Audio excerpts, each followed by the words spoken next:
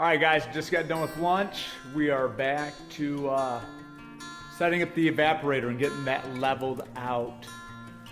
Real quick, this is my Barrel Evaporator. When I first built it, it was just right on the ground with the little legs that come with the Vogelzang setup. And then I built this rack because honestly I was just tired of bending over. And then every year I'd set it up and have to re-brick it.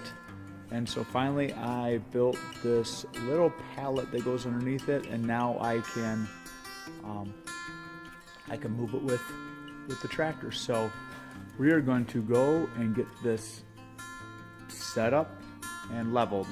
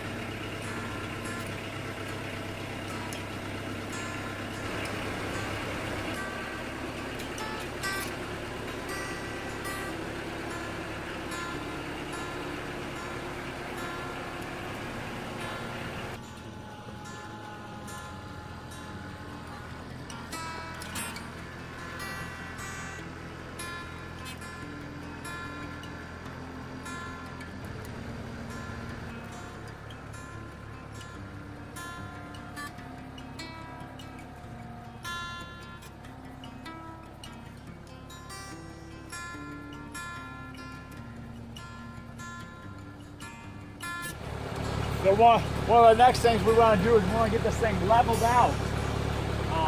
We know the ground's pretty frozen right now, and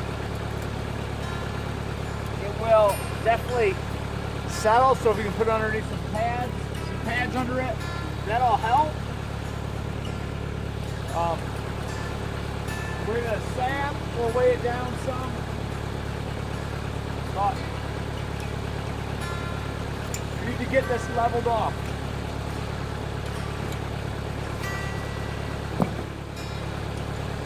Now in my young and dumb days, I would try to muscle this thing around, and what you see inside there is just some of my extras I store inside. And so we want to try to get this as level as we possibly can.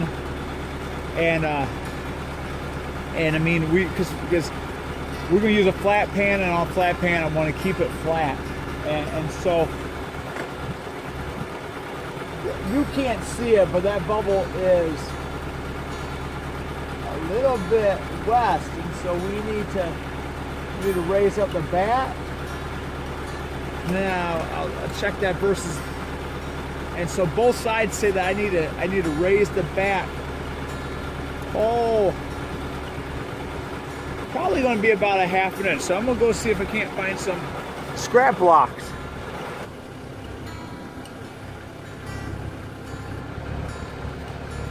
Kind of a slow process, but boy, that tractor makes it a lot easier than me trying to pick it up, pulling the floor jack out.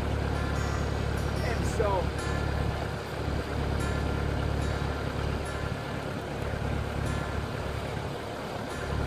we'll lower that down and bring you back in again.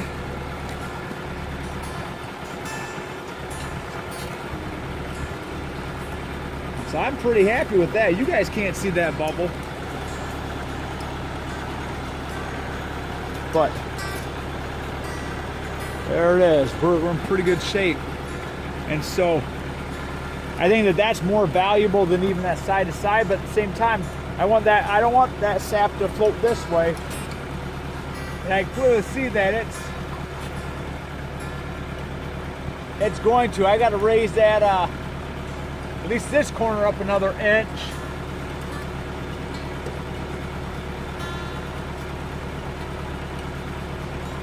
And that one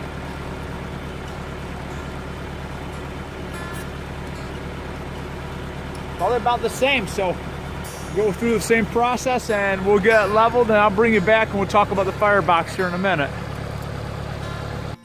So hey folks, got the evaporator set up. It doesn't look like it's set up because what I'll do is I'll wrap this in a tarp until I'm actually ready to boil.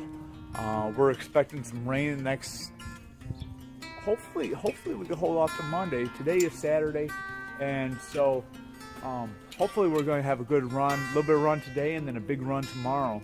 But I'll show you what my fire brick or my firebox looks like. So this evaporator was made out of 1 and roughly 2/3 steel barrels. You can see where it was welded right there. I'll take it to the sun side. Maybe it won't be so bad to look at. So it was welded there. And what I worked off of was I received a piece of stainless steel that we made the pan out of. And so then after I built the pan, then we figured out, you know, we built the pan as big as we could, and then I took that and we built the barrels to match. Not too different than anybody using steam pans. Pretty much the same setup. We lined the edges with angle iron. And then you can see inside out. Boy, I can't tell you if you could see or not, but we have a firebox here, and then it jumps up and it goes flat. And we've tried to line the outsides with fire brick. I've used concrete pavers where needed. This is cement board here. We'll put a little bit of sand on top of that to kind of keep that. Basically, the idea is to put the heat up against the bottom of the pan, and then good old damper. View from this side, and you can see where the top of that angle iron is, and it's a little crooked. It's not super pretty, but boy, I don't have much money into this setup as you see it right now. And so I've got like I said, I'm pretty much done for today. I've got a small rack that we will put onto the side of it so that I can pull my pan off the heat when it's time. Looking to show you guys about filtering, and I'm hoping tomorrow we'll do some collecting. So